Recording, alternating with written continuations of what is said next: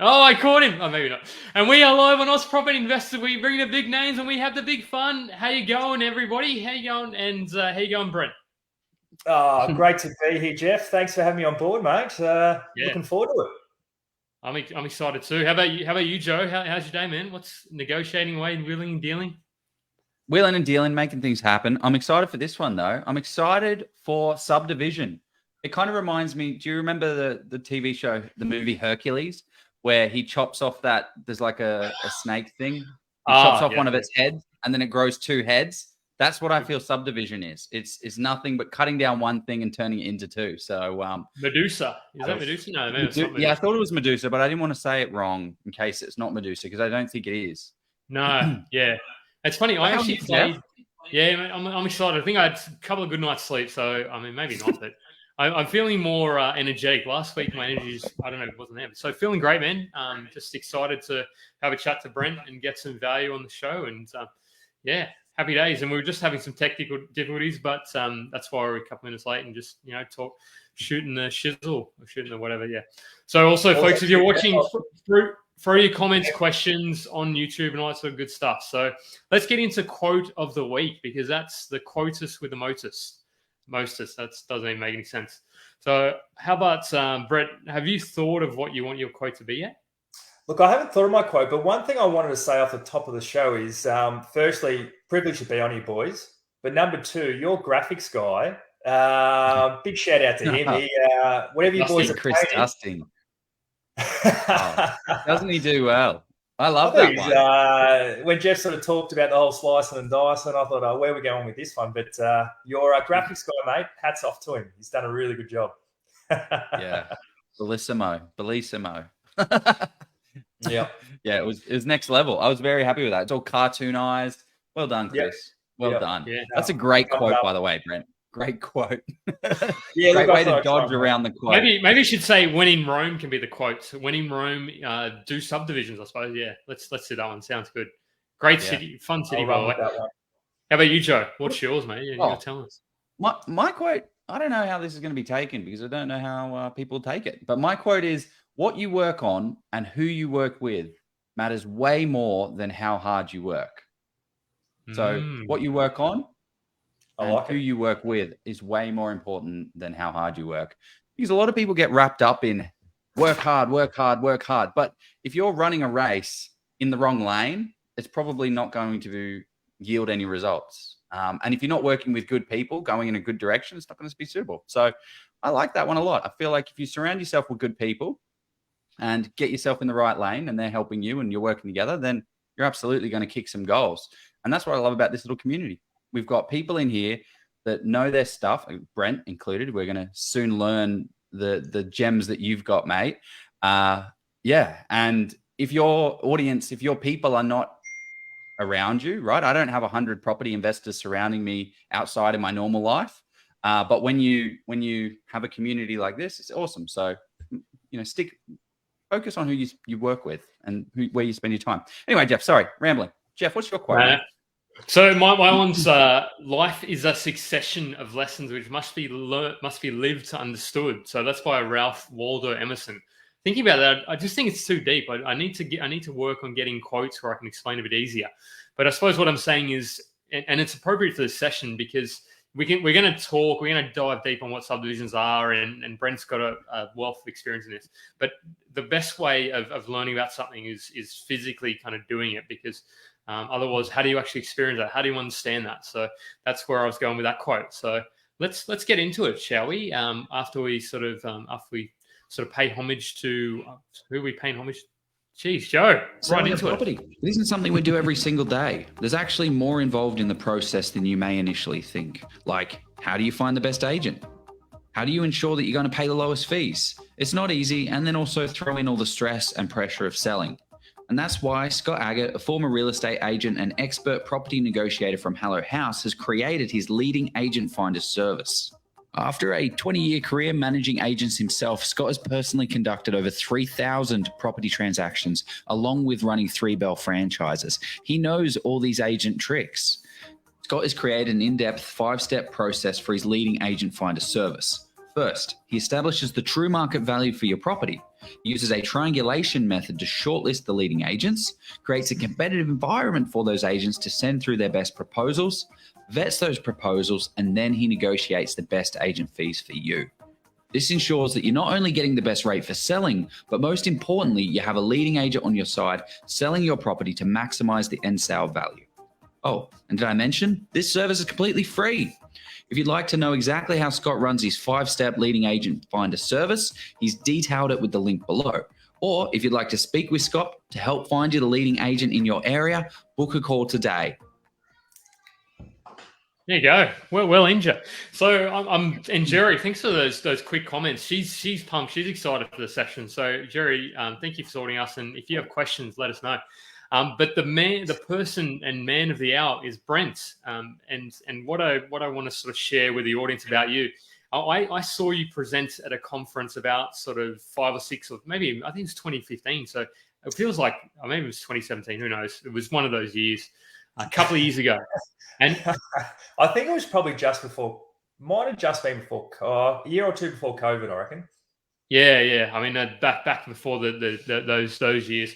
So we it was a cracking session, and you talked about you've been doing subdivisions for a couple of years, and you've now been doing them for a couple more. So you've been doing heaps of these, and you've managed multi-million-dollar plus deals over time, and even probably tens of million-dollar deals. So just exciting for you to jump on and share that wisdom. The thing I like about yourself is you're not necessarily going to build your 100, not at the moment at least anyway, 100 apartment complexes. So your focus is really about how you build deals that make sense in terms of actually holding these properties as well. So I think that's what I love about you. And you also run a business with this, and you run your own kind of, you have another sort of business. So you do plenty of stuff.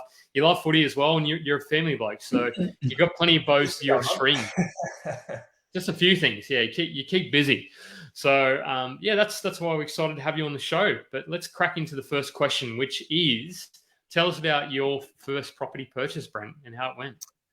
Yeah, look, thanks for the intro, Jeff. No, very, very nice intro there. But my first property purchase. So, look, even just to take a backward step too, Jeff, because I know like a lot of people talk about your first property purchase. I think the big area to talk about as well is like how we got into that property purchase, and the big thing is education. Like it's a huge thing that it probably doesn't get talked enough about. Like I have a lot of people always coming up to me going, "Hey, Brent, what suburbs do I invest in? What do I do here? What do I do there?"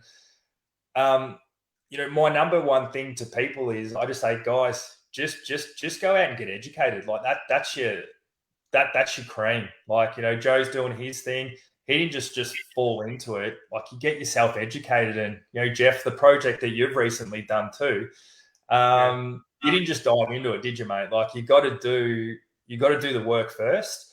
Now I'm not don't want to get off trail or whatever, but that's sort of the person who asked that question. That's a really big thing that I'll probably mention that many times tonight. What were the big educators? Like, what were the big points that got you to this level? Yeah. So what was a big one for and when I say us, so I do this with my wife, Mel, as well. So, the two, and that's what's been really good too. Like, for those of you who've got partners and so forth, and you both love property, it just makes, it's just great too. So we get to like run ideas off each other and everything. And, it's just kept the shit going really, because, we both love property, and you just bounce off each other and share the goods. That's the good thing. Like if you are doing these education processes as well, like you can talk to each other and share. And this is why you should always buddy up with someone if you are learning something, because if you can share it back to the other person, you can like teach it back, but like teaching helps you educate yourself. Whereas if you just soak up the information like a sponge and don't share it around, you kind of loses it quite quickly. It's a great analogy there, Joe, because look, not everyone's got partners and so forth, but if you've got everyone is on this forum. They've obviously got some sort of relationship with property. So I'm sure that they've been to forums or seminars where they've buddied up with someone. But yeah, back to your question there, Joe. Like you sort of mentioned some of the big things we did take from our education side of things, and one thing that just really got us on track early was just picking an area and mastering it. I just cannot speak highly enough of that. Actually, that should have been my quote actually at the start of the show. But Brent special. Just hit rewind. So what we did was, it was just something we probably come across. Like we just clicked with Subdivision. So what we did was when we went to seminars and spoke to people and did all our extra research, like we just really dived into Subdivision. But we probably kind of learnt the hard way as well, because at the start, when we first started getting into property, we were doing it. We were researching everything. Like we were researching land subs, townhouse developments, you name it. Like Mel would come home and she's like, "Hey Brent, like I found this awesome 20-lot townhouse site." I'm like, "Oh sweet, I found a 50-lot land sub." And a week later, we've done all our due diligence, and we're both just like, "What are we doing?" Like it's just like, what are we doing here? And then that was one thing, Joe, that just really stuck with us was I can't even remember who it was, but we were at a seminar and they said, "Look, the biggest thing that you can do is pick an area and just master it." And that's what we've gone and done. And look, Jeff sort of mentioned it earlier that like we're not building, massive, 20-story apartment blocks or whatever. As we sort of delve into what myself and Mel do, you'll notice that what we're doing, every project's pretty much the same, and it's just like clockwork. We have a funnel, like, we purchase the property and then it's just a funnel pretty much from there. And, obviously it's something that hasn't come overnight. It's taken years and years and years to get that team. But, that's a big thing that I'll tell your your fans out there, or all the people listening, is I don't know. The only fan I've probably got is in my house. It's circuit on the ceiling. What I was going to say there. There's a yourself short, boys. No, but yeah, I hope that makes sense, because like if even like that could be my big takeaway for tonight, guys. Like if for all you guys who are interested in property, try not to overcomplicate it and try and be a master of Subdivision, be a master of land subdivision. Just pick one, nail it, and that's well, that's in my opinion, that's probably what's held us in good stead. And so are there any resources, like where do we learn about land subdivision? Like where was like the best education that you got? Because obviously you've done multiple seminars and multiple courses, but like what was some of the core foundational stuff like that you went to? They probably don't even exist anymore. Like Jeff and I, for instance, we big fans of Steve McKnight, and we did a lot of his courses. Solid foundational stuff. But what about for you? Yeah, so for us, we kicked off in 2015. That's when we sort of based it off our first summer, so in 2015. So we have been to a few different types of seminars, but the sort of the two main ones we went to was we delved into was Mark Rolton and Dimfner Boholt. They were, I hope I've said that right, but they were at like their knowledge is just incredible. And like I'm sure today, there's just so many like Steve. Look, I've heard fantastic things about him, and there's just so many people out there as well. These are just a couple of examples of people we've been with, but there's so many people out there. But when you go to these seminars, there is so much information that they put on you, because obviously they're putting together courses and seminars. So you really just need to try and pick it apart, what you like. So for us, every time they spoke about, Subdivision, our ears pricked up.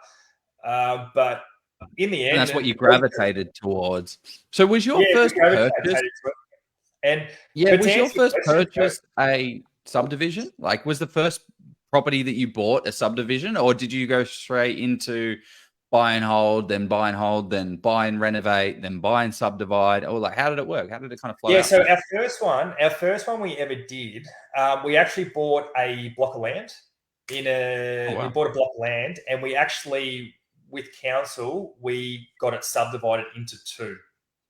And I know when you say with council, was that I mean, or you went to council and went through the sort of the planning or the DA process, right? Or was there something special? Did you do a deal with No, I didn't do a deal or anything like that. What we did was, this was in the north of Melbourne, and what we did was, it was a big block of, there was lots of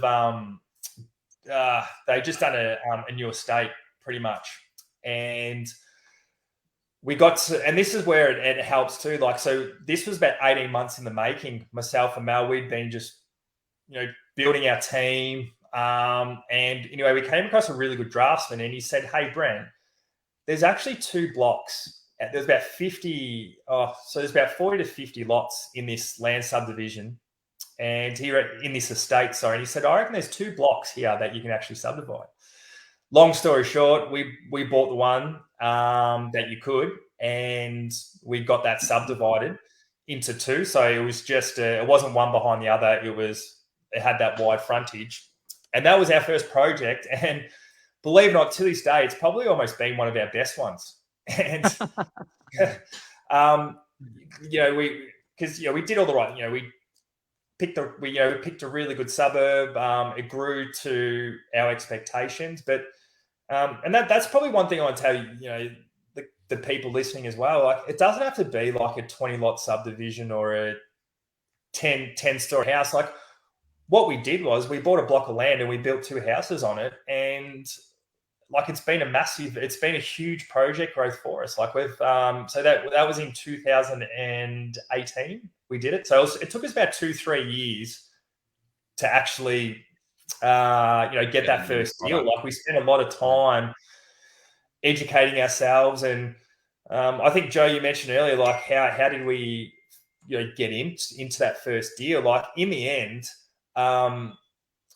myself and Mel, we kind of wish we'd met ourselves like 4 or 5 years ago, because we'd surrounded ourselves with a lot of people who were like us. We were new to it.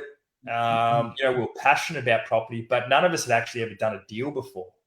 And so in the end, myself and Mel, like, we ticked all the boxes with this deal, and we said, let's just do it.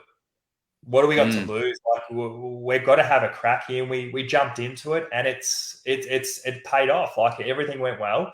For those of you who've done any types of deals, yes, there's lots of risks associated with them, but from our due diligence that we did, like, that just sort of tries to cut a lot of those things out. I heard another great quote is like, risk is like crossing the road. Like, if you look left and right and you understand the risk tolerance, then it's okay to cross the road. But if you don't look left and right and you just dart out in front of traffic, you're probably not going to be in good stead. But if you can understand what you need to do and where you need to go next, then you can de-risk that situation a whole heap, which is exactly what you guys did. So I think it's like, what I'm getting from this is, like, there was an opportunity there that nobody else saw, that you guys were able to leverage a team. So who is on your team during, like, what's a team look like in Subdivision? So, and like, how I told you earlier, Joe, how it took us almost 18 months to 2 years to find that first deal. And in the end, we were that frustrated. But then when we came up with our first deal, like, we actually had built our team without actually knowing it. If I mean, so like a team, I'm talking, like your builder, your draftsman, your conveyancer, like a landscaper. They're probably your main ones. A mortgage broker as well. That's if you want to go down that path.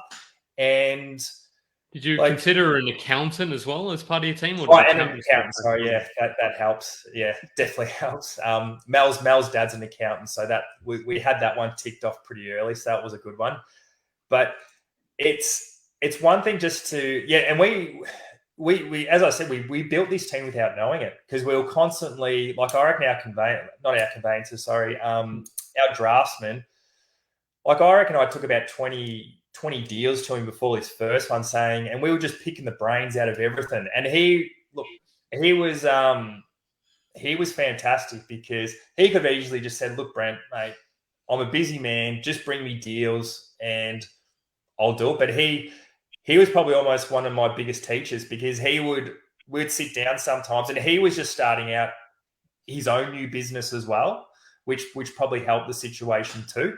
But we'd sit down and he would say, hey, Brent, look, this deal, it's not going to work, for X, Y, Z, like, maybe the driveway wasn't wide enough. There might have been like a pipe running through the backyard. There might have been easements. Council may not support this.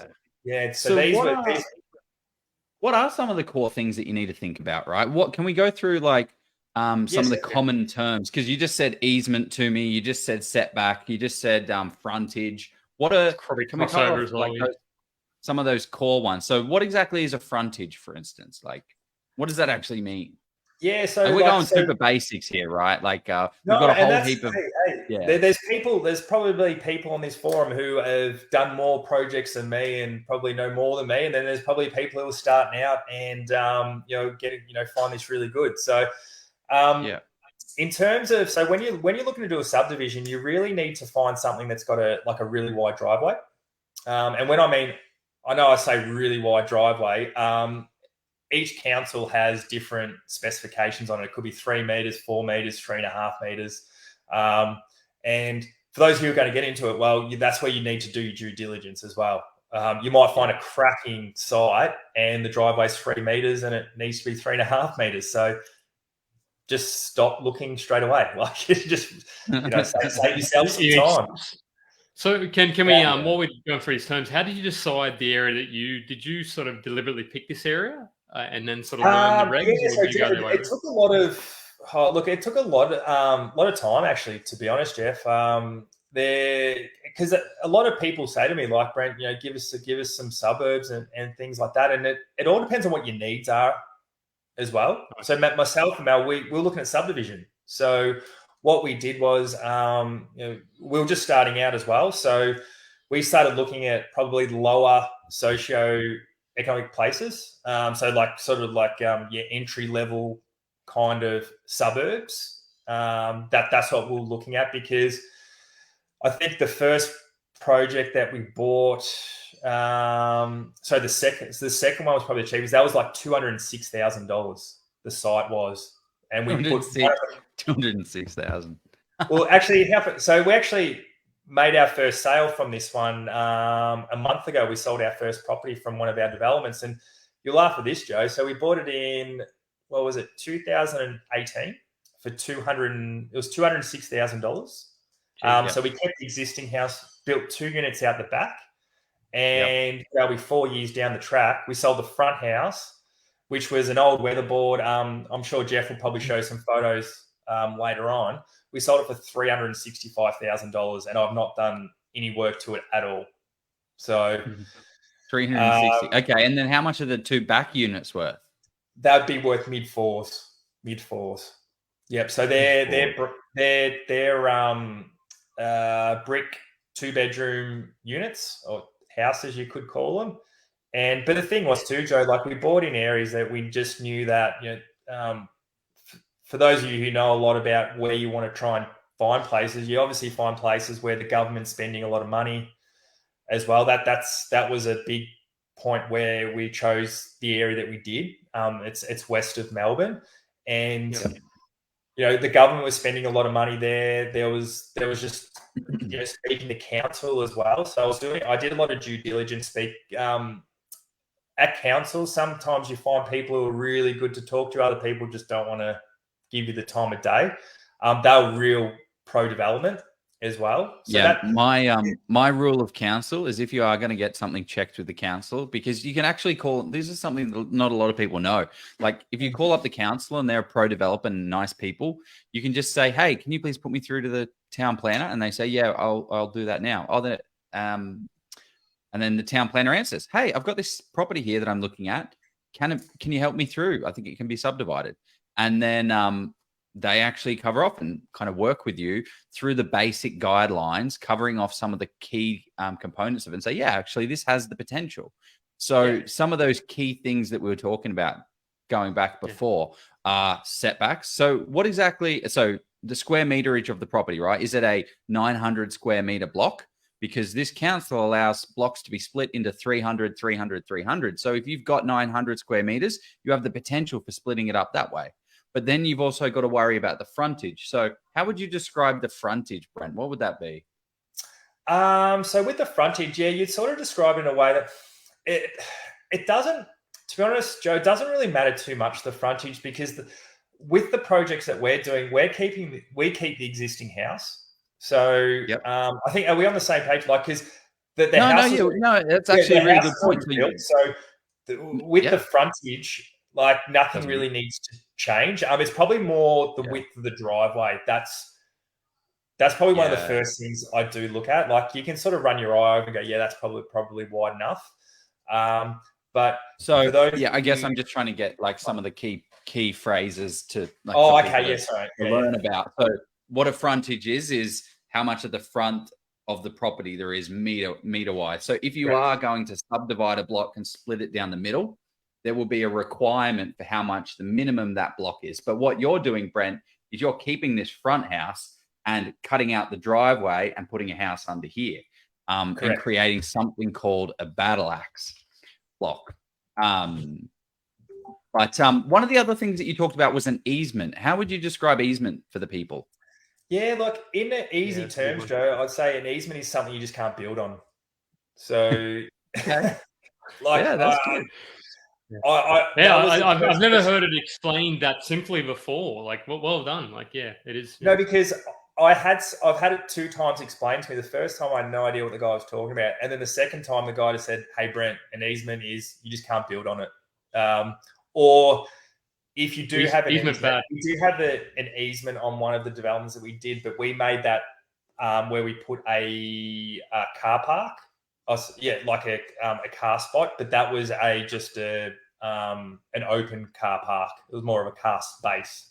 So for those of you with an easement is something that you need to be able to, if something happens, they need to be able to gain access to it. So that's why you can't concrete it. Or that'd be like electrical or stormwater drains or something like that. Storage usually, and they tend to be. Sorry, go on. They tend to be at the back of the property as well. So they do tend to be out of harm's way. But, sometimes, because the amount of times I've had people come to me and say, hey, Brent, I've bought this block I've got an absolute cracking price on it. And to me already, I'm going, mate, you've got a cracking price because there's something on there that you don't know about. Yeah. And you get the phone call a week or 2 later, Brent, guess what? I'm like, what? Was there a pipe through the back, or was there an easement through the middle of it? So back to down the middle of it. Exactly. And what are setbacks? What's a setback? Because you're gonna when you're popping in these new buildings, there's going to be some minimum requirements for setbacks, I imagine. Yeah, that's exactly right. So usually it's about so if you're building if you keep the existing house at the front. So if you're building one behind that, I think off the top of my head, sort of about 3 to 5 meters, depending on the jurisdiction, depending on the council that you're in. So what that means is you've got to build the house 3 meters away from the fence line to be able to build that house. So that's something. If you've got an odd shaped block, actually, what are some of the challenges? Like, what are the biggest stuff ups that you see other investors? Give the top 3 toughest things about subdivisions you find. Yeah, I reckon. I think I just knocked you on the head earlier, because I reckon the toughest things are the things that you can't actually see. Like the things in the ground. because look, if there's a tree in the backyard, depends what council you're in. The council that we're in, unless it's like a native, you can cut it down, and they don't have many natives in this area. But Jeez. I'd say, Jeff, to be honest, it's the stuff you can't see, mate. Because so true. And I think it's interesting about the tree cutting down thing, because there's not even like in the council area that I'm in, which is Wollongong, they say that if it's over 3, we had a guy out to our place, and he said if the tree's over 3 meters, you have to get approval to get it removed. And I'm like, that's insane. Like to get this over 3 meters tall. Yeah, so over 3 meters. So you're talking. I mean, I'm probably every single tree in the world. Well, yeah, that's the. I mean, they also had a list, so I'm like, they're very. And I was like, I've had trees cut down before, but that's interesting that in your area they don't have. They're not as restrictive. So I think it's important to understand those things about the particular area in the council, right? And that's why you've got to delve in, and that's why you have to do a lot of these hard due diligence. And the fact is, a lot of people just don't.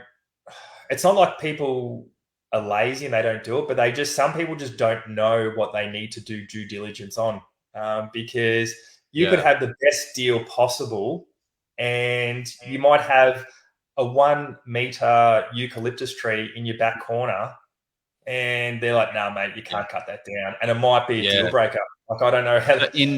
In Adelaide, for instance, where I'm doing a little bit of buying, is if you have something called a significant tree, which is over 1 meter in diameter, then you can't cut it down.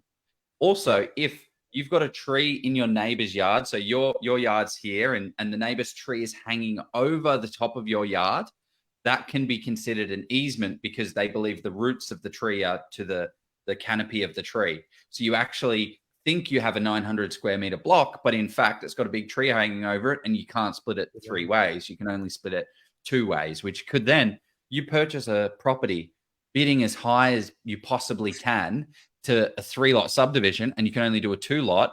That throws your entire feasibility out, and it doesn't work as a deal. That's huge. Can I say one thing on that too, Joe? Like, you know how we're talking, like you talk about doing your due diligence. The agents aren't going to tell you this. So I know. That's such a good point. Sounds silly, but it's true. Yeah, like, so my motto is as well, you treat agents really well. Like, that's the thing. You need to treat agents well. I have so many people who come to me and go, "Oh, Brent, I screwed him down this price. I was really rude." And I'm like, mate, it's not the way to do it. But to go back to like with this tree issue, Joe, like, you know, if you were to say to the agent, "Oh, you know, what can I do with this property?" You go, "Yeah, mate, no worries. You can split that into 3, no dramas. The tree, nah, mate, laughing."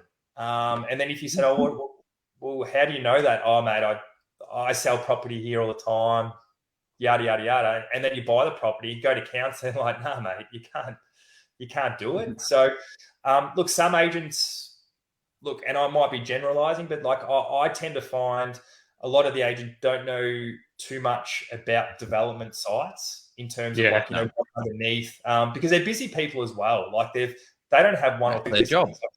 They're the person who acts for the vendor. I mean, they're not acting for you. So their statement is not. They're representing.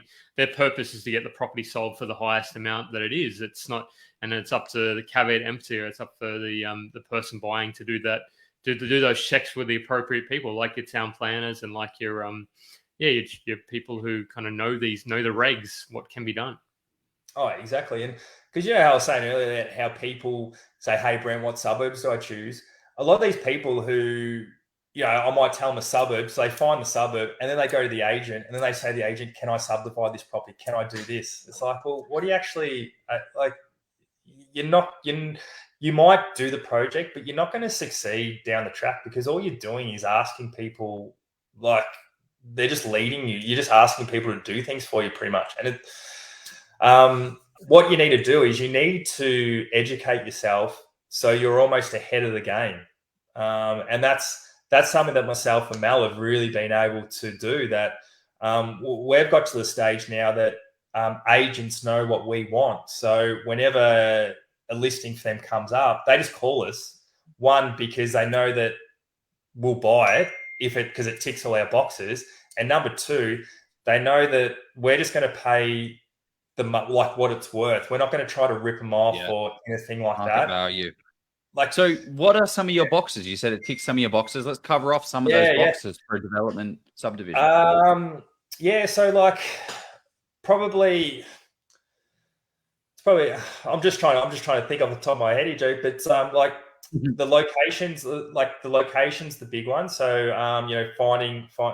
we've got a bit of a select area that we work in. So areas that do you have like obviously the lot size. I know by looking at it, we're looking at something. So our strategy is we want to keep the front house and build 2 out the back. That's okay. That's our game plan. That's what we do. That's our bread and butter. So we know. So for example, the first property that we bought was 700 square meters. And now the council ones keep getting bigger and bigger and bigger. Like the most recent one we bought was 900 square meters. So it keeps getting bigger and bigger. So look, that's one box to tick, Joe, is the size. Like I could just look at it straight away and go, look, and in our area too, there's no minimum block sizes, but I just really there is, but there's a bit of give or take in it. A lot of it comes down to how you can best present it as well. So that's where your draftsman. So I probably couldn't. I don't think I could go and build like a 3-bedroom house on a 200 square meter block, though. I don't think. I mean, no, and that's what I mean. Like it's a bit of like it's give or take. Like that's where you just need to know your councils really well too, because some councils might say, "Hey, look, mate, it has to be 300 square meters," and you're like, "But I can get it to like 298, 299." It's like, nah, sorry, like it has to be 300 square meters, and that's where you have to do the work at the start.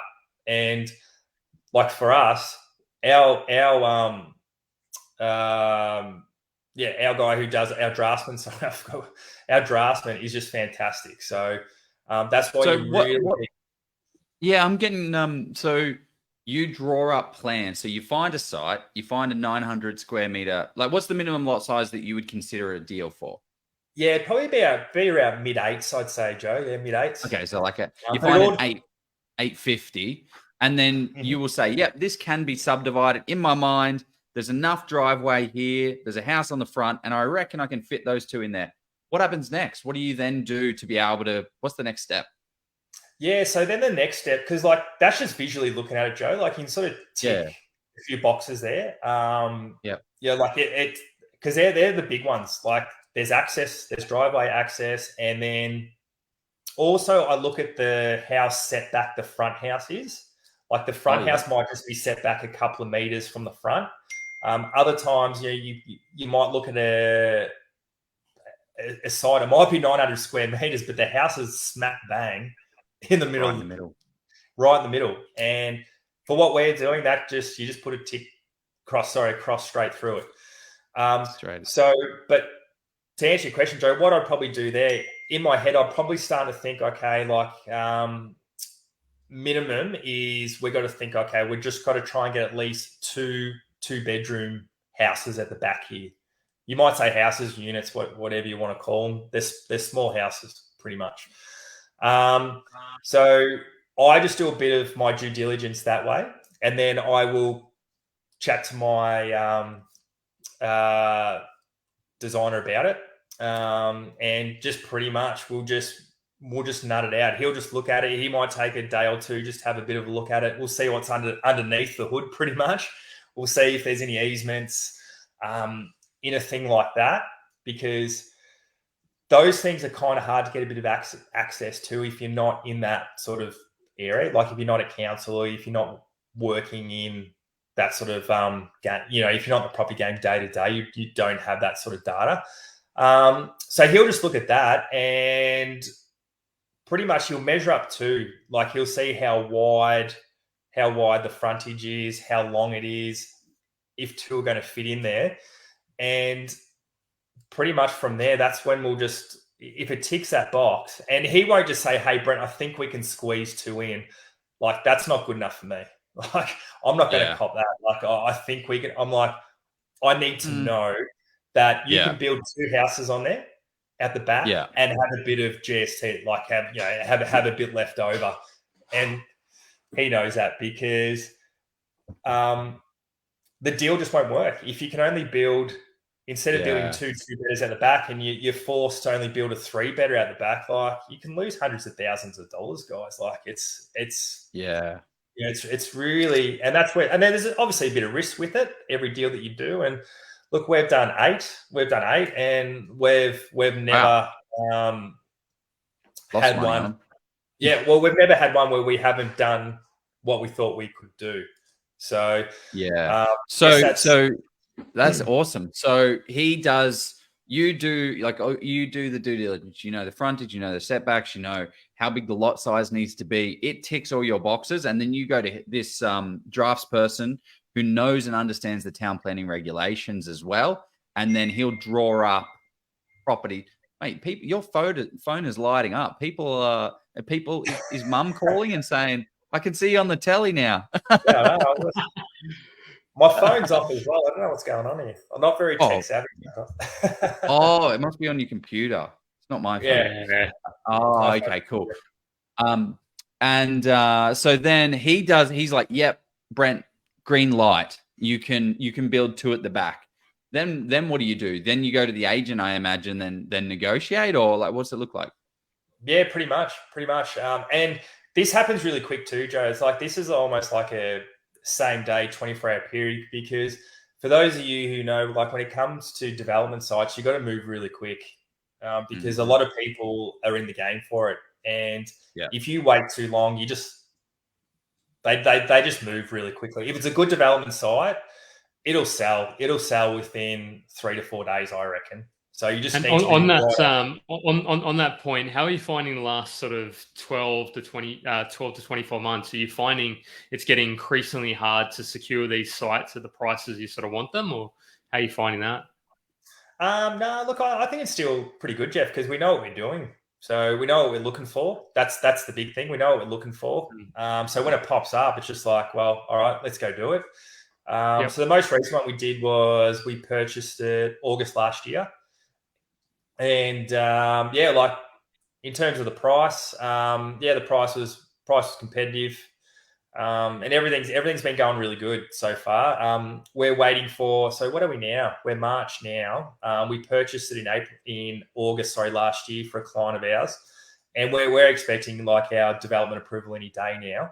But that's just been because of our good old friend COVID. Just hold. Usually it's about a 4 to 6 month wait to get your DA. That's for our area. Anyway. Yeah, let's talk to that now. August, okay, so about 9 months we've already been waiting. You did your due diligence on it. You went to your draftsman. He said, yes, you can do it. You went to the real estate agent. You said, Mr. Real Estate Agent, I'm going to give you a list price. You want 800,000, I'll give you 800,000. You then go under contract. Then what do? What happens after that to go through the subdivision process? What does it kind of look like? Well, that's when I just put it to my team, to be honest, Joe. Like, so you've that's you know how I was talking about that funnel at the start. Like it's seriously just like a production. It's what does the funnel look like? Yeah, so you've got your builder. So your builder will, and even to what I've got a very good relationship with my builder as well. So even when to take a step back, like when I was, I'd be speaking to my draftsman as well, saying, talking about the project. The same day, I'd speak to my builder as well and say, hey, look, this is the site. Can you just give me a bit of a rough estimate of what we're sort of looking at what we're doing? Because he might come back and say, hey, Brent, look, we might, there might be a bit of a slope on the block. So he's like, yeah, look, the ground costs are going to be pretty expensive, and that might be a deal breaker because the agent might want 800, but you might only, if you want to make sort of 15 to 20% on it, you can only offer them 770, 780, for example. So that's where you need to know your figures, because there's been a lot of times where I've seen a cracking project that I just want to do it, but it's just not feasible. Like, it's just not feasible. You just can't. And do what it. does this whole slope thing mean, right? You got a house on a slope. Is it good to have it facing towards the road, facing away from the road, completely flat? Like, you want a what's the ideal flat, you want a situation? flat, man. Yeah, Flat is you want good. a flat. Like, to be honest, like I just use that as an example, Joe. Like all the blocks that we've bought, they've been flat. But I've ideally you don't. What's the worst situation for a block? The worst situation on a block is one that's got a lot of slant on it, and the costs. People, I remember it was a couple of years ago. Someone said it was like for every meter, it's about $15,000 to $20,000 in excavation costs. Look, don't quote me on that. It could have changed. I haven't. I don't deal too much with excavation because my blocks are always flat. But these things are deal breakers because if you might have a block that you think there might be a little bit of slope on it, well, sometimes there's like 3-4 meters slope, and just from the naked eye, you can't tell sometimes. Some blocks look flat. There might be 1 or 2 meters. And this is where you just need to do that sort of due diligence. I've got a good relationship with my builder. Like, he'll actually go out the same day or the day after. And this is the sort of things the sort of people you want to have on your team as well. Like, people who'll do these things for you. But like, I guess our builder does this for us because he knows if he does the right thing by us, well, he's going to get 2 builds out of it. So, and as long as a lot of the times these guys are just kind of putting the icing on the cake for you as well. It's not like we go to them, hey, this is the block. Can you just go and do it all for us? We're not doing that. Like, they just go. We sometimes just get like our draftsman, our builder. It's just more of a bit of an icing on the cake to say, hey, Brent, now let's go. Can I take a step back to imagining you doing that first deal? And you sort of said you were lucky because you had somebody keen and hungry that started their business. Somebody who's never done a subdivision, how do you sort of start to build those, or how would you suggest that you build the relationship with the builders and with the drafts and with the town planners? How do you build those relationships, or how? Yeah, no, it's a great question, Jeff, because you've got to think too. Like, if you went in off the street and said, "Hey, look, I've never done projects before, developments," and look, probably get laughed at. Maybe. Look, some might laugh at you, some because they might be really busy and just say, "Hey, Jeff, I've got no time for you, mate." But there could be other ones who, they might be trying to grow their business, or they might be trying to grow their business. They may be new, and they'll give you time. People will give you time. If you will find people who will give you time. I don't think it's a cop out that every draftsman out there or every design agency, they're not all super flat out. They need clients, and it might be a 12 to 18 month process as well. Where you're building your team and you're building their trust as well. That's just the key as well. You got to come across to them that you're willing to learn, you're willing to get stuck into this, because they've got to think too. If you start nailing it, well, they're going to get the projects out of you, and if they help you, well, it's almost like you're bringing them the sites as well. So, what sort of things would a really kind of enthusiastic developer or subdivision person, what sort of things should they show that they know what they're doing if you're going to one of these professionals? I'd almost just ask if you're the person asking the drafts person. Is that what you're saying? Yeah. I'd ask them what projects they've done, what they're doing, that sort of thing. You're almost at the start. I wouldn't be sort of showing your cards. I'd just be saying, "Hey, look, what more about what do they do?" Because imagine if they come back to you, you tell them all about what you're doing, Jeff, and then you speak to them after an hour. You tell them for an hour what you're doing, and then you say to them, "Hey guys, so what about you? Like, how's your draftsman or your business going?" "Oh, I haven't done any subdivision before," or I only specialize in land subdivision, for example. So, look, a key thing for the guys listening is you just got to be patient with it too. So don't just think, like we didn't build our team in 5 minutes. Like we built our team in like 18 months to 2 years. Because look, I did speak to a few draftsmen, and there was a few that I know sometimes gut feel does work. Like there's a few guys I just didn't have a really good gut feel about. I thought, no, I just can't see myself working with these people. Same with builders as well. Like I probably spoke to probably three or four builders, and one just really stood out to us. And yeah, so like it's worked really well for us. So hope that answers your question there. Yeah, no, it does. So what I think a lot of people will be thinking as well is about the finance, well, A, the financing, and B, also sort of the purpose and a lot of the sort of bigger, larger sort of strategy around these projects. But I think we'll save that for after our sort of intermission, or call it whatever you want to call it. But if people let us know what parts of Subdivision that people want to know, because I think we can sort of get it round into a nice Q&A as well to give the people somewhat what they want. So what do you reckon, Joe? Yeah, be really good. So you purchase the property, you know it's got subdivision potential, and then what? What happens next? I want to know the process, because I'm trying to wrap my head around. After I've purchased exactly. So you now own the property. You're under contract. You've secured it. Let's just say you've settled on the property. Let's not go into any advanced tactics during the settlement process, like trying to get early access and allowing surveyors on site and all that stuff. Let's just say you own the property. You then call up your builder. I don't know. What you tell me? How do we do it? That's pretty much what you do from there, Joe. Like because your builder's your main guy. Like he pretty much that's when he kind of steps into it. And you put a lot of trust in them as well, because they're the builder that you've chosen from doing your due diligence. But the builder steps in next, and that's when he starts doing all his his site visits, but just surveying the site, and just setting everything up from there.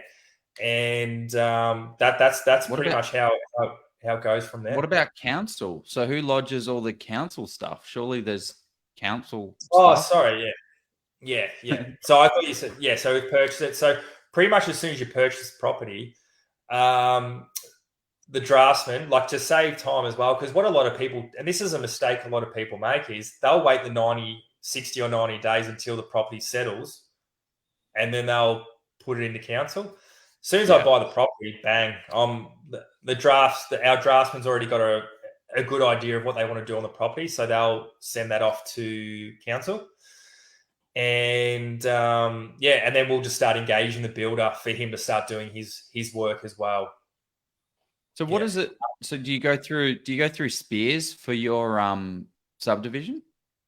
The sphere, the surveyors use sphere.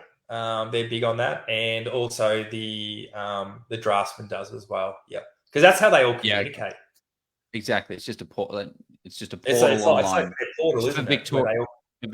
Victoria only platform where okay, cool. Yeah, that's where it's sort of hard, because I know there's probably a lot of people in different states. Everything's a lot different, like wordage, like because you said battle axe before, like we say subdivision here, or splitter. You might have heard the word splitter. So what do you call? Okay, that's funny. What do you call that block at the back? So there's a house at the front, and then clear the block at the back. That's just called a splitter. Splitter. Yeah. Ah, there you go. Okay, cool. Haven't heard that one, or I've heard it. I thought everyone called splitter is just the battle axe the one that looks like an axe, because you grab the driveway and then it's got the extra thing. You hear about even a lot of people just call it splitters, even though you're splitting one into, like, if you're doing one at the back, two at the back, three at the back, they just call it. It's just a big thing. They just call it splitters. So yeah. But like I know you sort of.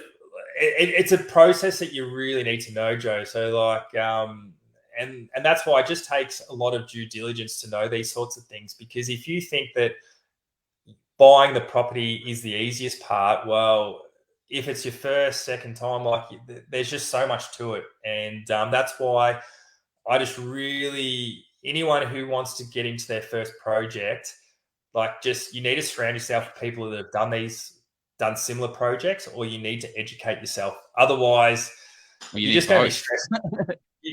You're just going to be stressed out throughout the whole process, because you're going to buy the property and think, "Oh, this is grouse. I've gotten a really good property," but then you might engage the builder and you might not like the builder, or you just I just can't stress enough.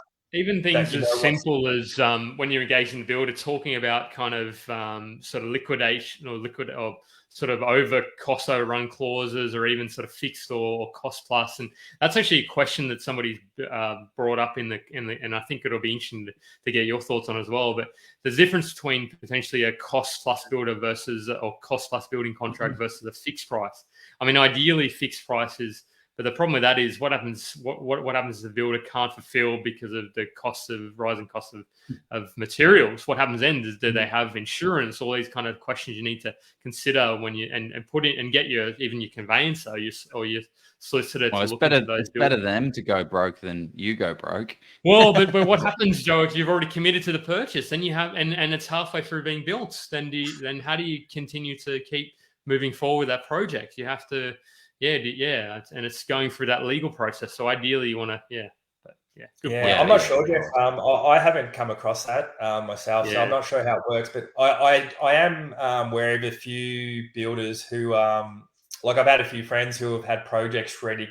They're ready to go, and then the builders just come back and said, "Hey guys, look, we quoted you X, Y, Z. Look, we've all seen what's happened to building costs at the moment." And I don't know what part of the clause in the contract, but they're paying them, the builder's paying them the buyout pretty much money to say, "Hey guys, I'm sorry, but we can't build this for this price." And they're just paying them. Yeah. Are you seeing that? Are you seeing like a big, like, have you factored that? Because you only just, like, you're building right now. Like, you bought it in August. It's so we're ready to get our DA any day. And that's why I'm in constant dialogue with our builders through this process, saying, "Hey guys, because we got a price, X, Y, Z when we bought it in August." The great thing was, like, I guess the builders kind of knew. Well, they kind of read the play what was going to happen with supply and that, so they really loaded up. Because, and the other reason they loaded up too was because they had a lot of projects in the pipeline as well where they could. And so in terms of our project, I'm not that worried, because and that just shows the sort of builder that we've got to, like, thinking ahead of the game, to make sure, like, I think they had, like, in the next, from all that August when we bought, I think they've got about 20 builds that they have to do. So they just made sure they had all the materials ready to go. And because there's a lot of opportunity for builders out there at the moment too. Like, if you've got the materials out there, God, you can almost, you could clean up, because a lot of builders are going bust because they haven't. They might not have been able to afford, to buy all the supply. It depends how big you are, guys. Really, isn't it? If you're built with a volume builder, like, their buying prices are different to your independent builder. So let's do it. Awesome. Well, what we'll do, we'll jump into our next ad, and then we can jump into the next section of the program and run through some of these questions. Let's do it. And talk finance. Yeah. Talk finance. Yeah. Actually, one of the things that I want to know is, what are some of the core costs that we should be thinking about, like the subdivision costs, the electrical, the storm water, like those kind of things? It'd be good to get a bit more clarity around understanding what it's actually going to cost to do one of these things. We'll delve into it after you go then, Joe. It'll probably be easier. And look, it'll vary from council to council, but for the council that you operate in, let's cover it off for that. But jump into the ad now. Commercial property offers the highest cash flow in Australian property investing, offering exceptionally higher yields than residential. Now, we're talking 8 to 10% net yields. That's cash after all expenses, not this 2 to 6% gross that we see in the residential space. So for those that are starting out on their commercial investing journey, it can be exciting, but it's also a step not to be taken lightly. The expertise of a commercial buyer's agent can pay dividends to help you secure that high cash flow and high growth potential property. And this is why we recommend Steve Polisi of Polisi Property. With over 6 years experience in the space, Steve has over 1,200 property transactions under his belt. He has seen it all and knows the best locations right for growth. In a previous life, Steve was a chartered mechanical and structural engineer, so he draws on his mathematical and analytical skills that he's developed to break down what works best in commercial property. As with engineering, same goes with commercial property. It's based primarily on the numbers. So if you're curious about diversifying into commercial property, you have access to $100,000 in cash or in equity, book a call with Steve today and find that perfect asset for you. There you go. Well, yeah, there's a heap of chatter going on. A lot of people have asked questions, so they're really loving and engaging with the content. So, but I think we will get to most of those. I mean, some of them are quick answers, but as Joe said, I think it'd be great to unpack some of the costs that you're also seeing. The key costs, such as your connections, your it's probably the biggest one is the build of the dwellings, but what sort of costs are you typically seeing for? And are you going low spec? Are you going medium spec, high spec? And maybe I shouldn't throw terms out there, but yeah. Well, I'm kind of interested the payment at that stage. So what's like the first fee that comes out, and then like stagger it up until the end build? What should we do? Do you use 5 stages, or they do 7 stages? Let's see. Yeah. If you want me to sort of unpack it to make it easy, like for the listeners, is like you've got a build price.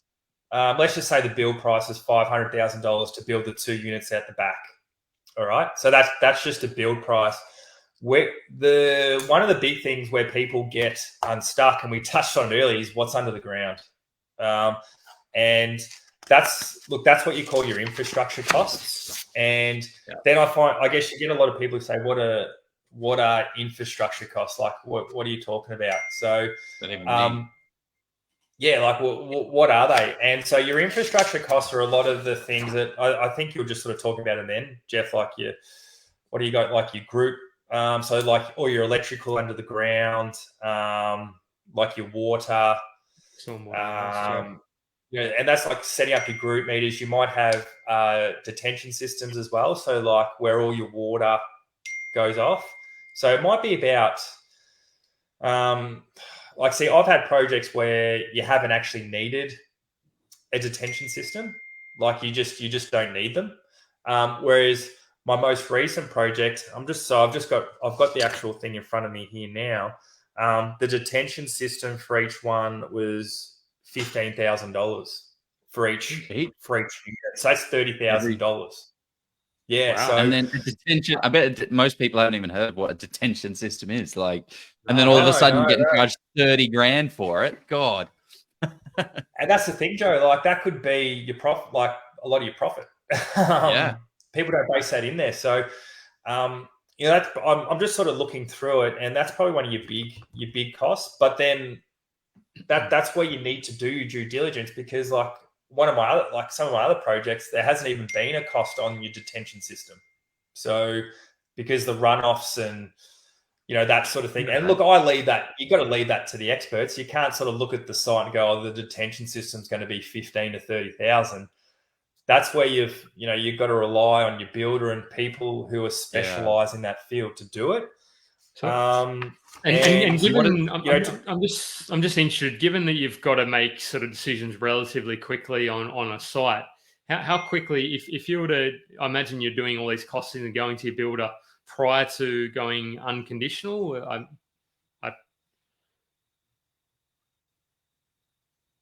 That was the question. Yeah, so you're doing all these checks before you sort of go unconditional on the purchase.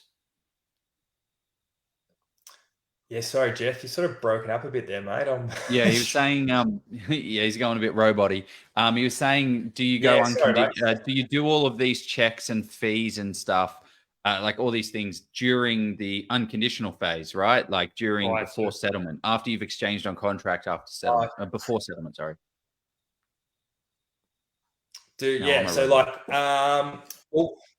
So what tends to happen is, so the builder will give give a price, pretty much.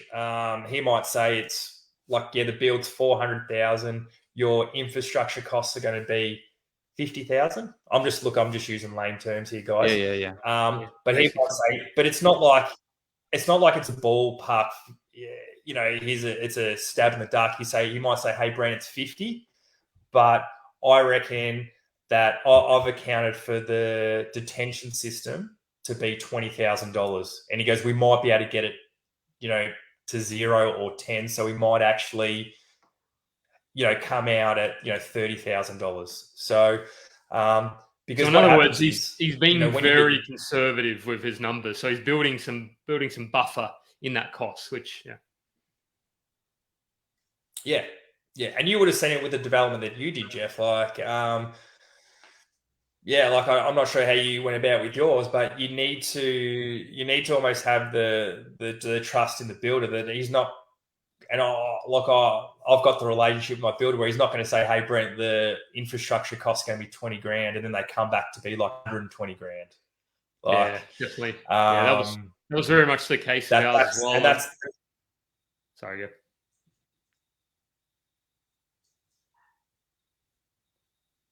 So I've just lost you again, mate. You guys go. Yeah, I think we all got stuck there. Yeah. So what are some of the other costs? So we have infrastructure costs are very, very, like, they're very important to know. So like I sort of harped on like detention systems, like they're a big one. Yeah. Like the other ones, they're a bit of a there's almost like not like a set price, but it's they're like, you look at your power supply, that's always around $1,000 to $2,000. Like you're never going to get under it or over it. So, and what about I just find the big ones PA like fees and council fees contributions. Like yeah, those council contributions can be killer. Yeah. So when I do my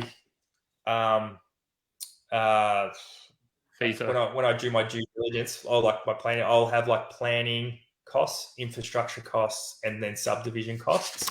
See, a lot of people don't even know. Were you talking about private open space then, or were you talking about private open space then, or?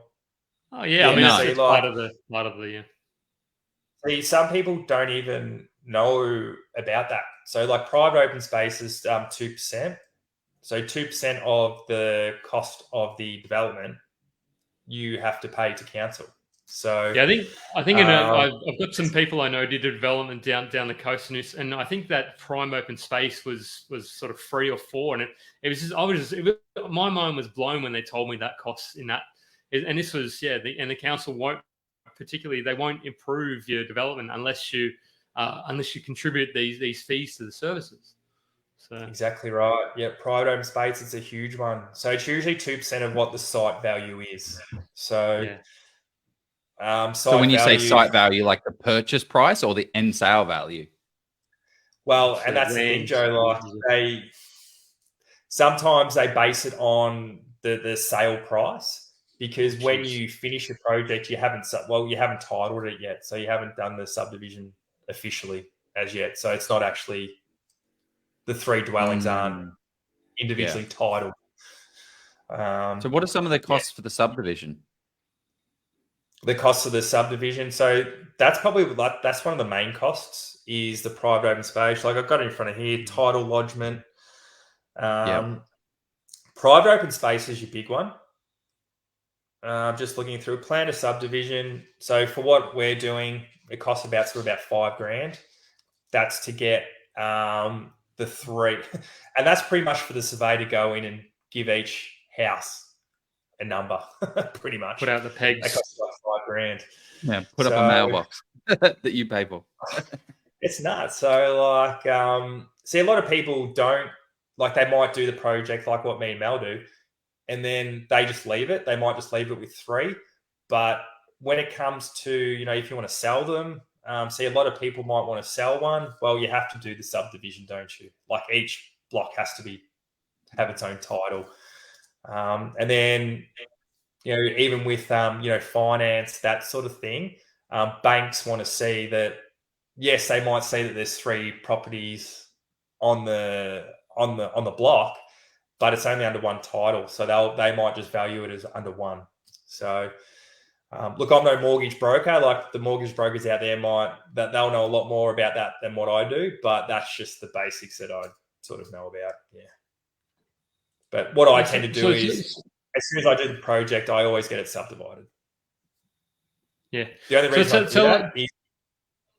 Oh, go. Sorry. Oh, no. The only reason I do that is because I look to subdivide it straight away, because I don't want to wait 1, 2, 3, 4, 5 years and give council time to change the goalposts. And then they come back and say, hey, Brent, you know what? We've actually got a minimum lot size of 400 square meters. Sorry, mate. And look, I haven't heard of this happening to people, but I just don't want to be like that. I'll just spend the $5,000 or whatever it costs and get it subdivided, guys. Yeah, I was looking at sites in Adelaide again, and I'm like, well, you can battle axe this block because this property right behind has precedence, right? I measure the distance; it's 3.5 meters, and then I call up the council, talk to them about it, and they're like, no, it's now changed to 5 meters, so you have to have a 5 meter driveway position. But because you see someone else has done it, you think, oh, that's absolutely fine. I can do what they've done. And then people buy that property thinking they can do that. And then obviously they can't. It's a big challenge. So you've got to keep up to date with the rules. And maybe you do need to subdivide it straight away. Can you subdivide a block with a house on it and do all of this stuff and just, not sell anything off and just keep it there and don't build any fences, don't build any houses, and just have it subdivided? Is that possible? And build one out the back. Don't build any. Not build it. Just have it as vacant land. Go through exactly. Well, not even vacant land. Just keep it as the back driveway. The backyard. Yeah. People do that, Joe, and then they. I've seen a lot of people who do that because one, they just don't want to go through the build process. So I see a lot of people. Yeah, see a lot of people, they know that they're on a subdividable block. So they'll just go in, subdivide it, and then they might just sell the land at the back. And then this is the beauty of subdivision, right? Like, this is the beauty of it. It's like, so I don't want to, I just want to do my little thing in piecemeal. I want to buy a house that has subdivision. Then I want to subdivide it, sell off the back. Oh, and then the next house I'll buy it, and then I might build, but I'm a little bit scared about building, so I'm not going to do that. I'm just going to subdivide it off or split it, sell the front, sell the back. But like, that's what it was. That what it was appealing to you, like the optionality that you've got with subdivision? Is that what it was at the beginning for you? What was appealing to us was because at the start it was probably the risk. Like looking at, how we spoke earlier. There's land subdivisions, there's townhouse developments. Like I spoke to a lot of people and. We're just starting off, Joe. Like we're new to the game. So we're just like, let's just try and choose something that's probably not as risky.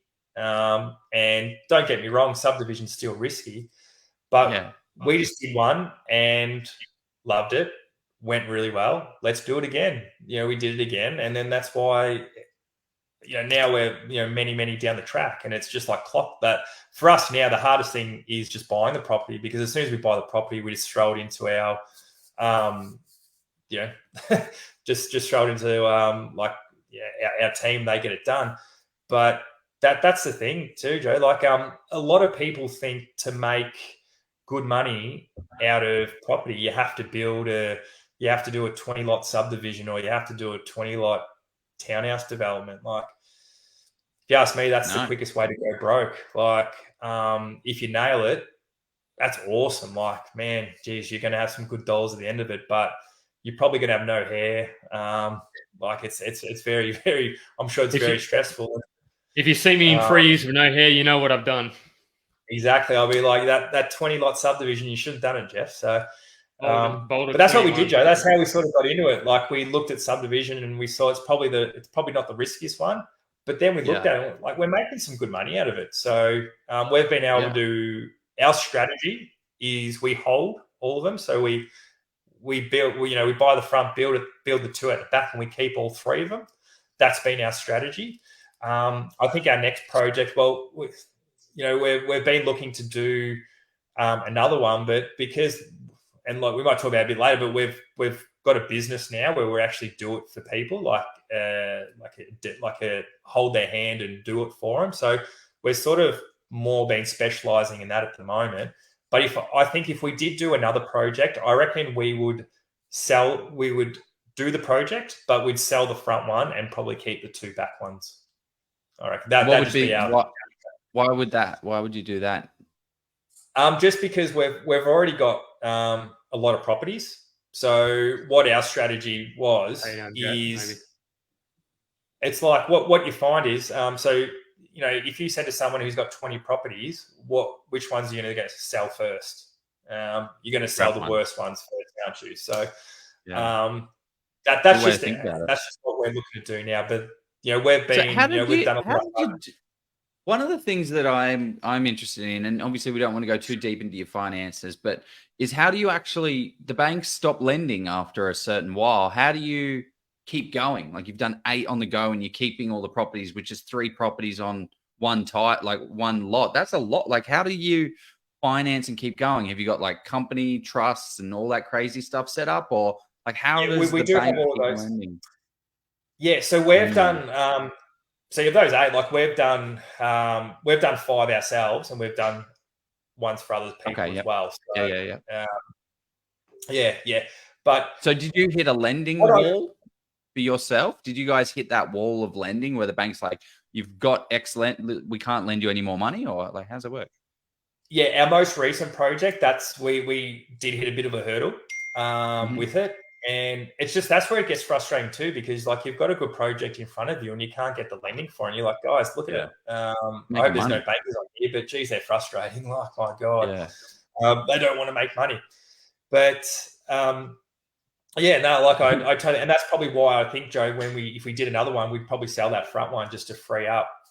And we have, I know when we did our projects our first couple of projects, like we could really access the equity in them, whereas banks have kind of and look, I don't want to be speaking on behalf of banks and brokers and that, but I'm just finding that they're not letting you use your equity as well as what it could be used. They're not. Am I right in saying that? Like, no, absolutely, yeah. They're not letting you so use it as well as you can, for sure. Yeah. Well, there's a reason we have a.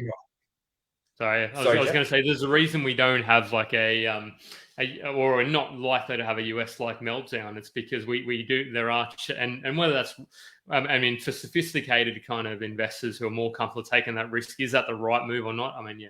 Anyway, that's probably that's a whole different conversation. I kind of think we're about right on it. I mean, yeah, it is frustrating for sure, but yeah. I think it's frustrating. Oh, sorry. Go on, mate. I just think it's frustrating, Jeff, when you know you've got a good project and the banks look at it and they just said no. Like I know we sort of use different banks with different projects because it's just whichever bank's got an appetite for development at that time, because banks change like they do. Like one year they might have a real appetite for development. Other years they're like, nah, we're just closing the gates and that.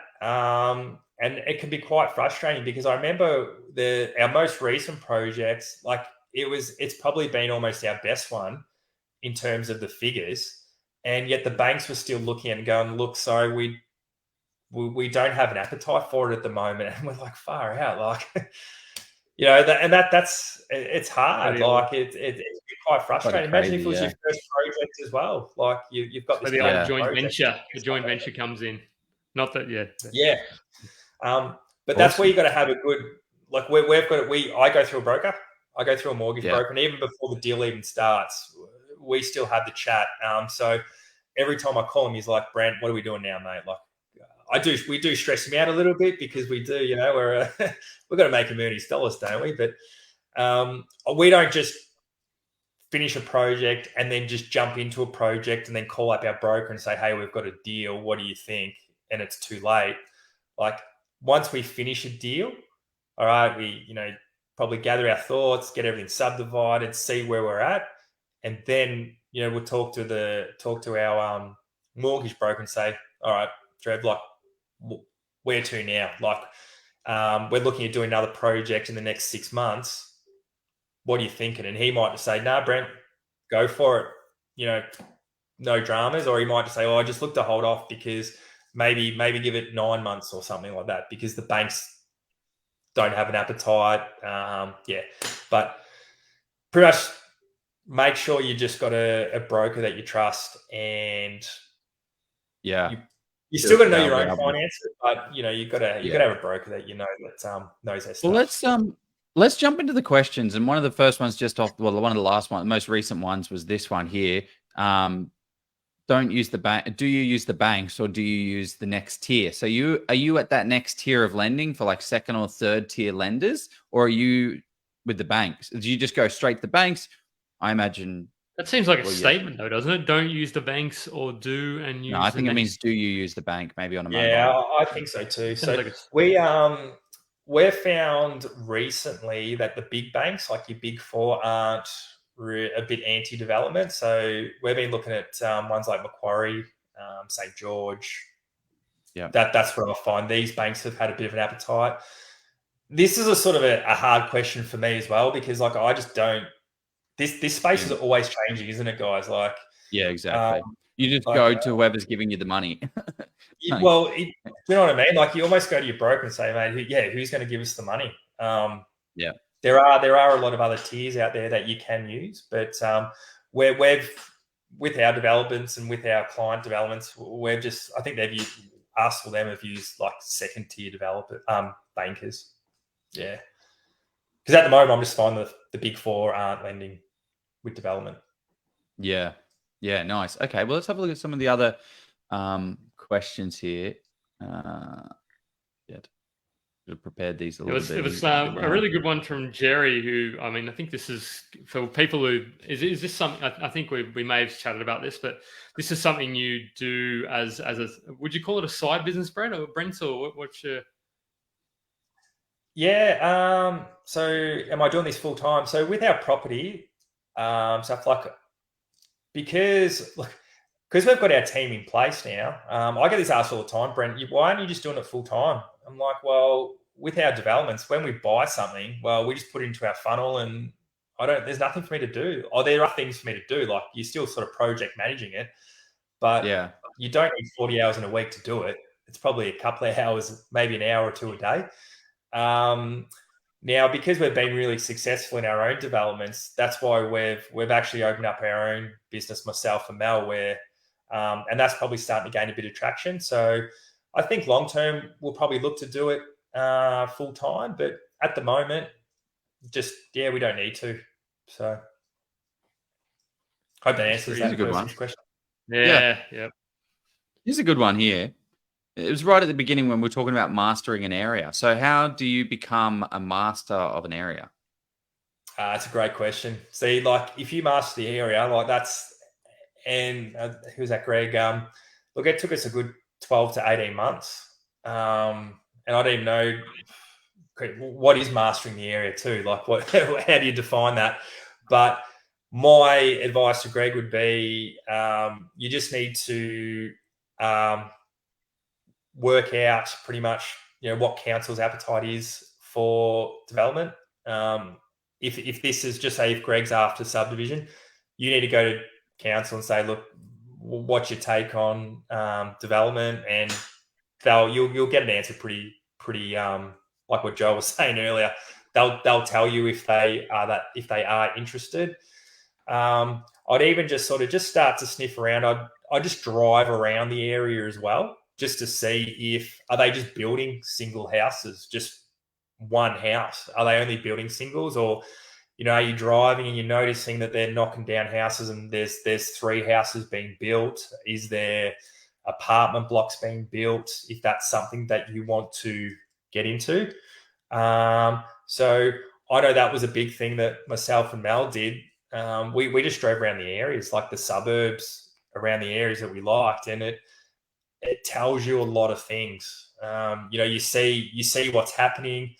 You're getting a bit of a gist. You might see the same builder a few times as well. They like to promote themselves. They put their signs up. So you jot down a few of those.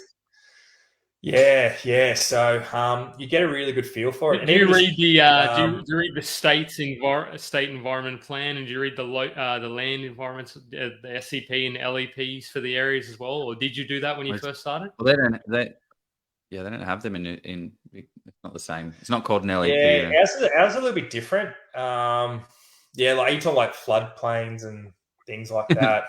No, environmental More the planning. plans. Oh, did you say environmental? Yeah. Sorry. We do have a little bit of that, but you can work it out pretty quick. Like, so the suburb that we live in, like, they're the biggest greenies ever. Like, there's no way you can do development where we live, and wouldn't even try. Big plan. Wouldn't even try. Sorry, Jeff, I lost you again. PTR. Oh yeah, jeez. Somebody said proof check. Well, but just on the you mentioned the word advice. Anybody watching this is, I suppose, just only an opinion. You have to go and chat to your professionals, of course. But on that, we will chat. I think you did mention this, so we mentioned thing, but I believe I'll let you answer that one. So, what kind of vehicles are you using to purchase? I think you said you put them into companies, but not that we're saying that you should put it in companies. Speak to your accountant, all those good people. But yeah, what do you sort of look at with your projects?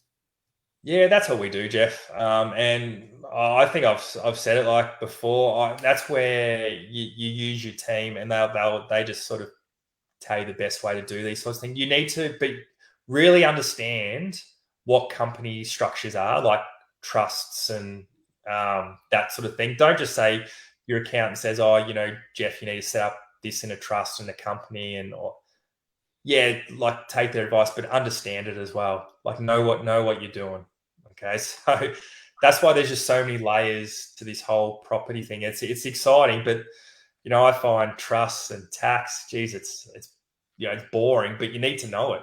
Like you do. Like it's not just bells and whistles and all the good stuff property. Like you still got to get dirty and understand tax and trusts and that sort of thing. So to answer this person's question about what to buy it in, you just need to speak to your mortgage broker and they'll give you the best advice on that. Yeah. / accountant as well. Yeah. So, sorry, your accountant. Yeah. The interesting one that I'll just put this as more of a comment, but I find it council docs are very hard to understand. Best to get an SME to translate these. I don't know. I kind of like to. I mean, call it the geek in me. Maybe this is like I like to understand what all the terms mean. But I'm not saying anybody should do what I do, but I just like to read these documents and really sort of pick out terms. And maybe I'm just a bit wired a bit differently, a bit strange probably. But, but I think that's what Brent's talking about, right? He's like, I get the builder to do it. Like, what's Spears? What's that that portal that they use? He's like, I don't care. It's their portal. It's not my portal. They do all the portal stuff.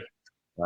Like that's why I've hired the experts. That's why they're getting paid a fantastic amount of money. Obviously, he understands what it is, what the process is, and what the steps are, and he knows that he's got the right people doing the right job. So all you're doing is just kind of managing the people and just keeping on. I imagine there's a lot of like keeping on top of people and like, are you doing the job? How's it going? How's it tracking? How's it going? How's it tracking? What's next? What happens next? What are you waiting on? Oh, I'm waiting for this person. And then you call up this person. They're like, oh no, I'm waiting on this person. And you're like, oh, okay. I see we're at a bit of a log jam here. Let's organize this. So I don't know. Yeah. What does it look like? What are some of the can we talk to that? Because that's really interesting. Like, how do you sort of manage the people? How do you manage the managers? Or how do you get that done? Well, do you know what's really good? Because we've done so many projects with the same team, they all know each other. So that's why it works really well. So how was it at the start? How was it first or second project? Were they sort of, was there a bit of they still like, because a lot of them too, they all know each other. They're all in the industry. They all know each other. So at the start, like, it wasn't really teething issues. It probably just takes a little bit longer. So I'll give you an example. Our first project probably took 18 months. Our second project, and when I mean 18 months, that's from buying till the back two blocks have been finished. Pretty good going. So I think our first one took 18 months, second one took 15 months, third one took 12 months. So that just shows even they get more Wow. efficient as well. But Wow. I reckon that our first project took longer was because myself and Mel, we were probably holding up the process because we wanted to know what they were doing. Yeah. So they're just like, oh, hey, Brent, I just need to speak to so-and-so about something. I'm like, well, I want to be on that call. I want to know this. So, Yeah. yeah. This is a great question. It's a really good question. Not for me. Yeah. So, look, that's where you just got to understand your numbers. So, for what me and Mel are doing, we just know that if we demolish the front and just build 3 fresh ones, the money's just not in it. I know it sounds, I know some people go, you're crazy. Like, why? Like, you're keeping this old. Have you got some of the photos, Jeff, or of the projects? Yeah, I got the photos. I got the photos. I know, just so people can understand what I'm kind of talking about, because we're not talking about Taj Mahals here at the front. Like, we're just talking basic weatherboard houses. And even my builder just laughs. Like, every time he sees projects, he goes, Brent, I guess we're keeping the front one, aren't we, mate? And I look at them like they're strong built houses.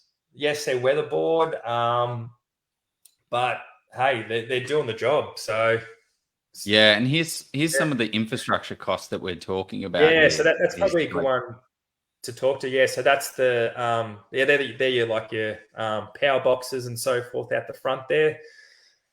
How does the person in the front feel about? I mean, you would have had to have discounted their rent a little bit or maybe a lot, but they got this kind of power box in there because that's the front person's front yard, isn't it? Yeah. Look, the fact that they've lost an entire backyard as well. Probably. Yeah. Look, the front person did get a discount when we did do the build, which is fair enough too. Like, you got to keep them happy as well. Like, but yeah, just looking at the houses, see, guys, you can just tell they're not. They're just basic. So these are just entry level houses. Is there a reason you put that? Can I ask a very kind of what is the reason you put that box in the front? Like, do you have to put it there? Like, is there another? So if I'm ever thinking, I mean, you might not sell, but if I'm selling that front one, street appeal. So where this is in a low, like, socio-economical like suburb.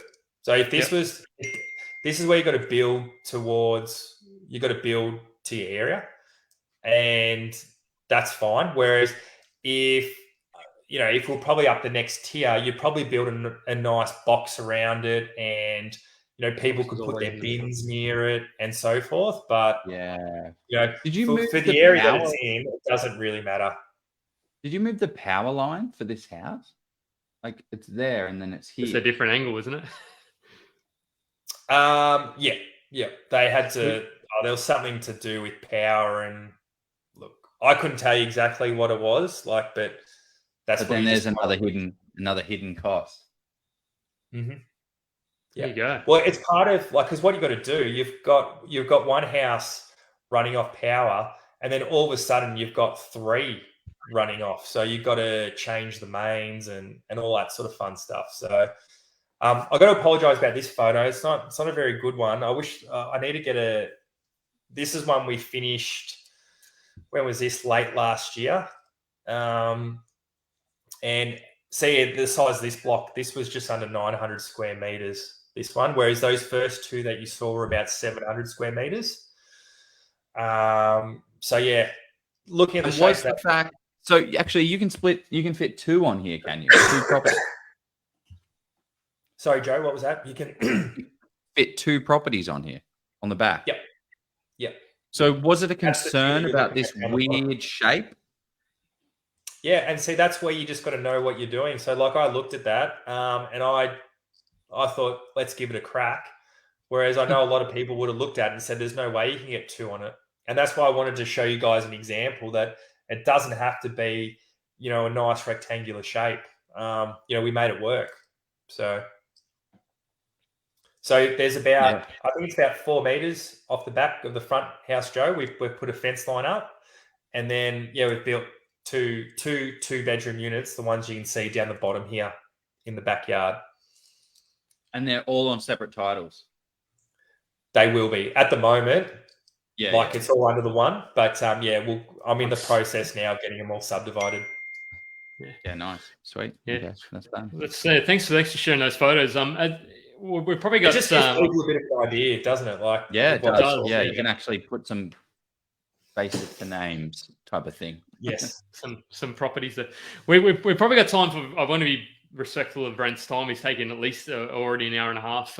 If we've got one or two sort of burning questions, and while we're waiting for a 20 seconds while people think of the one question they have to absolutely ask right now, because there's been like so many comments of people have been loving this content.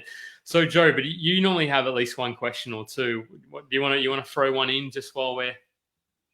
You ask this every week, and I'm just always like, "Oh shit, do I?" We usually do though. Like, I mean, if you don't, I've got one we could throw. Is there anything we haven't covered off, Brent? Like, is there any area that you wanted to dive deeper into, mate? Probably not, Joe. Like, you just don't want to overcomplicate it. But look, if anyone's going to take anything out of tonight, it's you got to do the work. Like, you have to get yourself educated. So go to seminars or get in touch with people who have been in the trenches and done it themselves. I tend to, if I've got advice for people now, I would, if I was to start again and I knew the end result, I would just surround myself with people who have actually been in the trenches and done it. Because when you go to seminars, it is fantastic. The education is fantastic, but there's no one at those seminars who have done deals, because they're all in the same boat as you. They're trying to learn. So if you want to try to so the two things would be educate yourself, however way you want to do it, through, the seminars or getting around people who've done it. And number two is just, well, this is probably before number one, pick an area to master.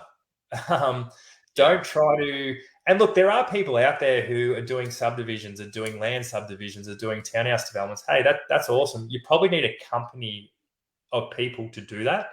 Our needs for myself and Mel, like we just want to do subdivision, and we're just going to keep doing it because it works for us. So whatever you guys want to do in property, just make sure you pick an area even to start with, and use that as your bread and butter, and just nail it, guys. Just nail it, because very good advice, actually. Because people get so wrapped up into, like, you just fall down this trap of action. And the thing is, I see a lot is people get so excited about buy and hold, right? They get so excited about buy and hold, and then they get so excited about cash flow, and then they get excited about development, and then they get excited about subdivision, and then they get excited about renovation, and then they get 1 into 3, and then 1 into 10, and then unit blocks, and then they've spent all this time researching and becoming, jack of all trades, master of none, not knowing the exact process because they've never actually pulled the trigger on the deal and not been able to get there. So I think that's probably a massive key takeaway that I'm going to get for this is, like, if you want to get good, if you want to make money in subdivisions, then don't focus on anything else. Don't look at developments. Don't look at renovations. Just make money in subdivisions and be an expert of the area. I think. What a great question! Nick. Question Nick of the year. I can't. Sorry, Nick T. Sorry, Nick. I can't pronounce your last Nick T. That's what do you wish you knew at the beginning, that you just got to. It's a good question, but it's almost a hard one to answer too, as well. The way we went about it was because we were super educated. You just, sometimes for that first project, you just got to have a crack and back yourself in, because there's going to come that time if you haven't got someone there who's holding your hand or doing it for you. If you're doing it by yourself, don't do it by yourself. You're just going to have to back yourself in, because just don't do it by yourself. Well, don't do it by yourself. So if I was to answer that question, really, I would have. Yes, I would have gone to seminars to educate myself, but I just would have found, I don't know how I would have done it, but I just would have just trolled and just tried to find people who are doing subdivisions, for example, just using us as an example. I'd just be finding people who are doing subdivisions and then just saying, hey, mate, look, take me under your wing. What do I do? How do I do it? What are you doing? And just if you're gonna and just hope I'll add something. Oh, sorry, go. I know, because, and I know it's hard too. Like, a lot of people we've come across as well who have been very successful. Like, a lot of people don't want to share their successes and don't want to share their knowledge and education. So that's where it's hard too. So you just got to pick the right person as well. Don't just try and think that everyone's going to welcome you with open arms kind of thing. I think a lot of people, if you are successful, if you are doing a lot of these things, it's just that people are quite busy. So I would say if you're going to approach somebody, as much as you can, figure out, I mean, not stalk them and all that, but figure out what is the part of their business or the part of the thing that they struggle with, or what is the hard thing. And if you can add some value to them, that's going to, rather than asking them, well, what can I do?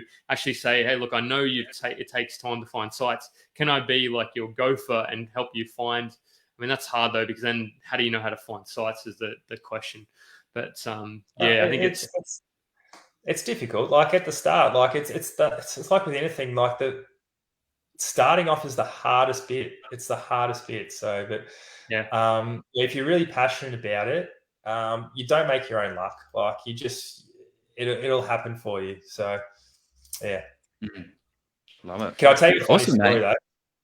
You know how we're talking, you'll like this one. Jeff's heard this one, but our most recent development, myself and Mel did together. So, you know how I told you how we are just by the book. We're just, keep the existing house and build the two at the back. Like that's our money. That's what we do. We don't stray away from it. So the project that you just saw then, that's in a court. It's a pretty big court. There's about 8 properties in the court. Anyway, I probably had just got the DA for that to build on it. We're ready to go. And then I had this call from a guy. He said, oh, my name's so-and-so.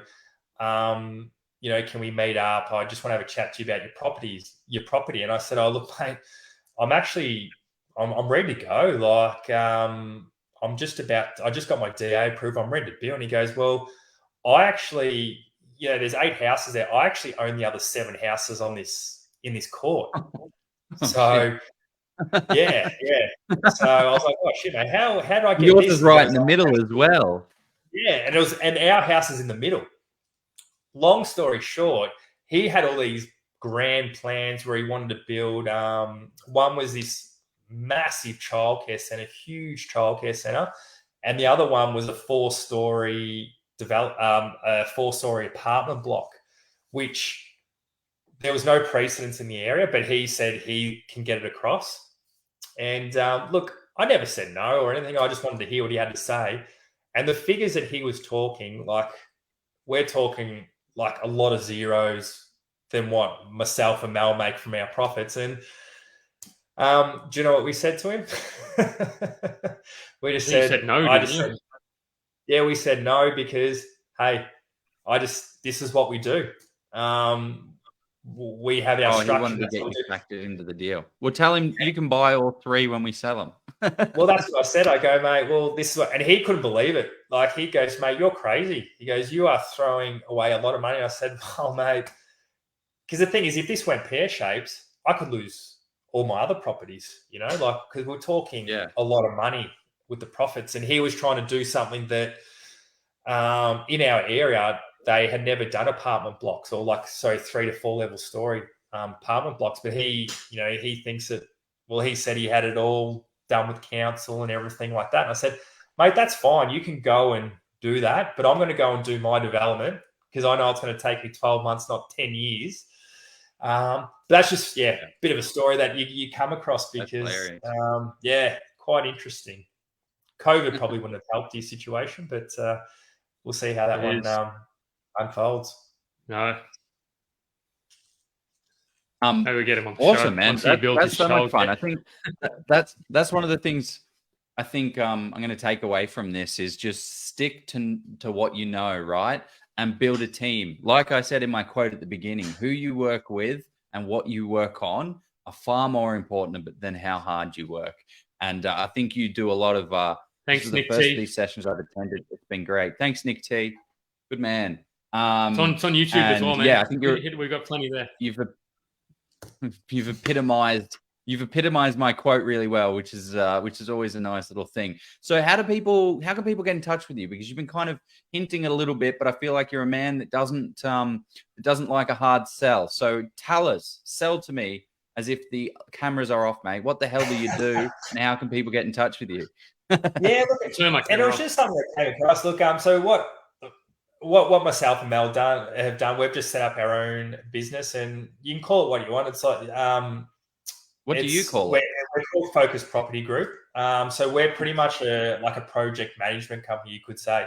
What we're doing is pretty much the whole process for you. So we will actually purchase the property, help you purchase the property, and then we will put you into our funnel of all our contacts, all our people, and pretty much do the whole project for you. And look, we thought about, putting content together, but, a lot of the people that we're dealing with, everyone's different. Jeff, you might want us to hold your hand and show you every step of the way. You might say, hey guys, we want to know go to woe. Or we've had clients who might be like Joe and just say, hey Brent, I'm time poor. Mate, just buy us a property, develop it for us and do it that way. So what we do is we obviously charge a project management fee, and we will give you pretty much whatever knowledge you want to get out of it. So that's why it's not us being lazy or anything like that, but it's just us really trying to tailor it to the person, because out of 100 people doing a development, everyone's got their own needs and everything. You might have someone who's done 5 developments and they've all been stressful and gone pear-shaped, and they're just like, Brent, straighten us up. What are we doing wrong? How do we do this better? So yeah. Do you have a website, Brent, or how do you? We don't have a website, but yeah, look, if people just want to reach out to me, I don't know if they can do it through you, Jeff, or on Facebook. Jump on the Facebook. Just hit me up on Facebook. That's the best way. We just start chatting from there. We're in the process of getting a website together, but it's just moved a lot quicker than what we thought. So it's been going really good, and so I hope that makes sense what we're doing there. Yeah, absolutely. Yeah, awesome. I think it's a great service because it ties in a lot of the education and then actually the connection to the services. So it's not just one and one, like it's not just 2 individual pillars. It's connecting everything holistically in. But I wanted to thank you, and thank you for all your time that you've put through tonight. I think people have got a lot of value out of this, and feel free to reach out to old Brent to learn. Young or old, Brent. Yeah.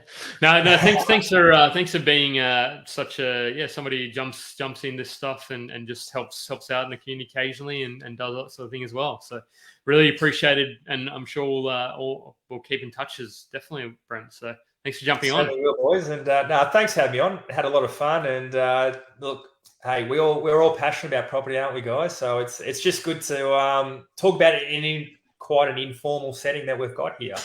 It's good. 100%. Only 10,000 people watching, but not that many. Awesome. Yeah. Cool. Let's go buy a property, guys. See you later. No worries. See you guys.